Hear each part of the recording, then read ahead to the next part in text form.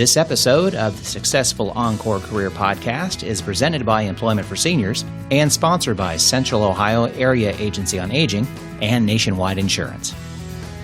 This is Carol Ventresca, Executive Director of Employment for Seniors. And this is David Taylor, a volunteer career counselor with Employment for Seniors. Thanks so much for joining us today for the Successful Encore Career Podcast. David and I are going to be discussing what should you actually expect while you're going through your job search, particularly after submitting an online resume. So David, we've got lots of questions. Here we go. My first question to you is, a client calls and says, I put my resume and my online application into their search engine or their website, and it's just lost in cyberspace. Nobody ever gets back to me. What should I tell that client? So, Carol, this is something that we hear a lot with the advancements in all the technology. And while confirmation of a resume or an application is a courtesy, it's not necessarily a requirement. So while it's a good practice, the employer may not have the resources or technology to confirm every receipt of every resume or application. Good information. So a client should not expect to hear back, but then they just need to go through their next steps. So let me ask you the next question. All right, I meet the requirements of that job, so says my client. That position description is exactly what I can do. I really would like to have an interview, but I didn't get one. So what should I tell the client? So the job descriptions are often used in job postings, and they're designed to attract qualified candidates, as well as meet the legally required notifications about the job, and also down the road can be used to measure performance in the role. A well-written job description describes the duties of the position, along with the necessary skills and experience needed to be successful in the role, and are often used to weed out unqualified candidates. That's why we often talk with our clients about customizing your resume to actually focus in on the job requirements in the job description. One resume doesn't fit all. So we don't want to send something that doesn't address the job requirements. So it's better to customize your resume and target the requirements in the job description. That also goes to another thing that we tell clients, and that is to actually read the job description. Oftentimes, clients read so many job descriptions and they're making assumptions that they're all alike, and they really aren't. There's lots of great information, but you need to really carefully review a job description. So great information, David. Thank you. All right, so now the clients called me again. They had an interview, but no one ever got back to them regarding that interview. So what should their expectations really be? So I think it is reasonable to have an expectation that if you do actually have an interview, that you receive some kind of notification regarding the outcome of the interview. It's a common practice for the interviewer to provide an update or result to the candidate if there was an interview, but it is not a requirement. A more seasoned interviewer, a recruiter, or a hiring manager values this practice and typically follows through, but individuals who are just starting out in recruiting may not understand the importance of this and may be on a learning curve, so they may not follow up. David, sort of as an aside, in an interview, you can actually ask the employer, the recruiter, what are the next steps? So they could come away with some idea of what they should expect. Correct. And it's a good follow-up to say what would be the next steps in the process. Great. Okay. Good information. Okay, so now the clients called me back again. They had the interview, they didn't get the job, and they don't know why. And no one will tell them anything. Really, what should their expectation be in terms of feedback on their interview? So this is a natural reaction for candidates to question his or her performance throughout the interview process if another candidate is selected. If you're going to revisit your performance, avoid preconceived notions that it might be your age that was the reason you didn't get the position. There are countless possibilities that factor into why someone else was selected that are outside your scope. It could be anything from an internal hire, preference for a candidate from an company employee referral program, a candidate with a strong recommendation from a company executive, etc. It's not always about how did I do in my interview, even though I know I bring the skill sets to the table. I think everyone should adjust their expectations. Providing feedback or an explanation as why you weren't selected is outside the scope of the interviewer. They focus on identifying the talent, and also oftentimes the individuals notifying you weren't selected aren't necessarily the people who made the hiring decision. Right. So they might not have the full picture as well. One of the things that I've talked to clients about in the past, as you said, you really can't control the situation. The only thing you can control is your own reaction. But possibly part of your own internal expectation should be to use it as a learning experience, that even if you're not going to get the job, that it doesn't work out for you, you've learned something. You've practiced your interviewing skills. You've learned more about that employer. You might have made a new networking contact with that recruiter. So use it in a positive light, even if it didn't happen that you got the position.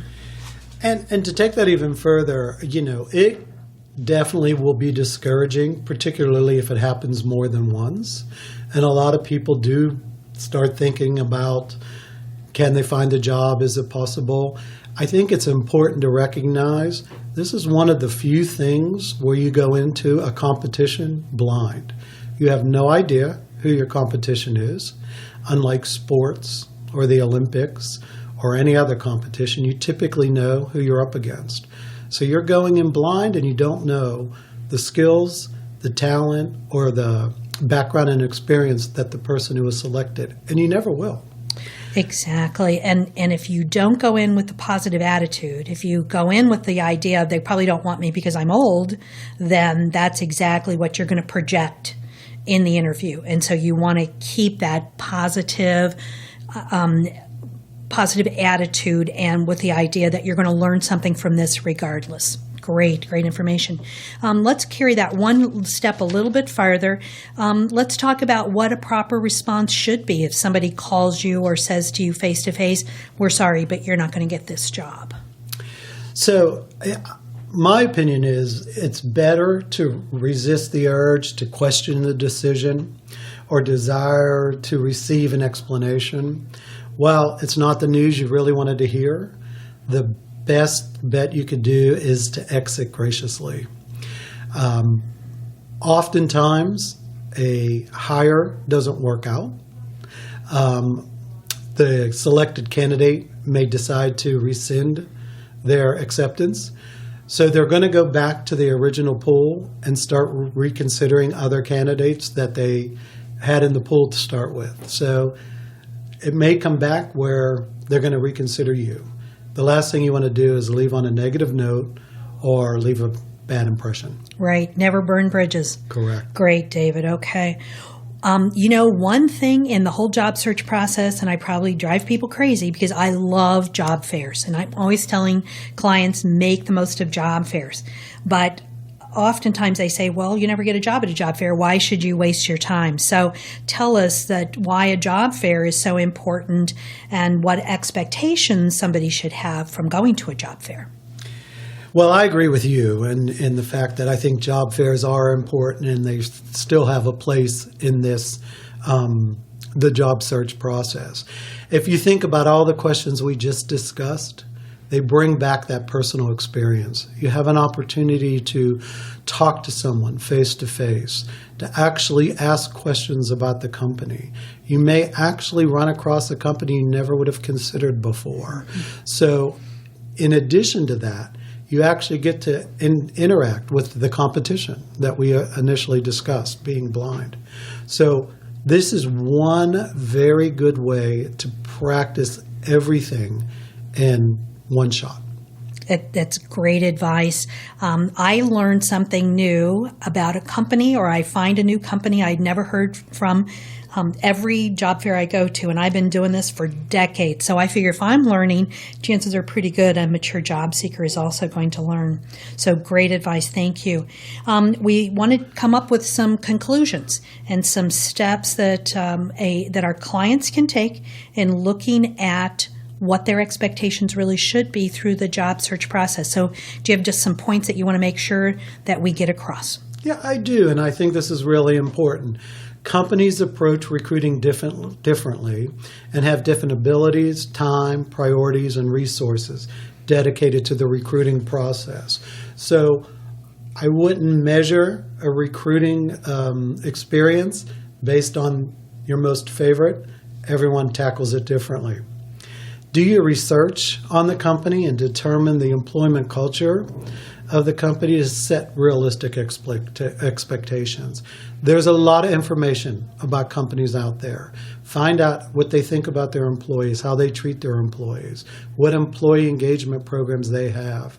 That'll give you a sense of how they treat and value their employees. And most importantly, don't draw conclusions about the hiring decisions or make assumptions about your interview performance. This is going to be a process, and you just want to keep a positive attitude and keep going until you find that perfect job. Wonderful. David, thanks so much for joining me today on the Successful Encore Career Podcast. Thanks for listening to the Successful Encore Career Podcast, presented by Employment for Seniors and sponsored by Central Ohio Area Agency on Aging and Nationwide Insurance. This podcast is available on our website, employseniors.org, as well as Apple Podcasts, YouTube, or your favorite podcast player. To help us defray the cost of producing the podcast, consider donating to Employment for Seniors. Go to employseniors.org and click on the Donate Now button. Any amount is appreciated, and we'll make sure to thank you for your support in an upcoming podcast episode. Employment for Seniors is the premier resource linking mature adults with employment opportunities. If you are 50 years of age or older and living in Central Ohio, we are here to help you find employment. And Central Ohio employers, our mature, talented, skilled, and dependable job seekers will provide significant value to your organization. Follow us on Facebook, LinkedIn, and Twitter. If you have a topic or an interview idea for the podcast series, let us know. Send us an email at podcast@employseniors.org. This is Michelle Wilson, host of the Business Inspires podcast from the Tri-Village Chamber Partnership. To run a successful business, you need resources, valuable connections, and community recognition. In each episode of the Business Inspires podcast, we talk with small business community leaders who will inspire you to create the business you are envisioning. Find out more about the Business Inspires podcast at chamberpartnership.org/podcast. Circle270Media.com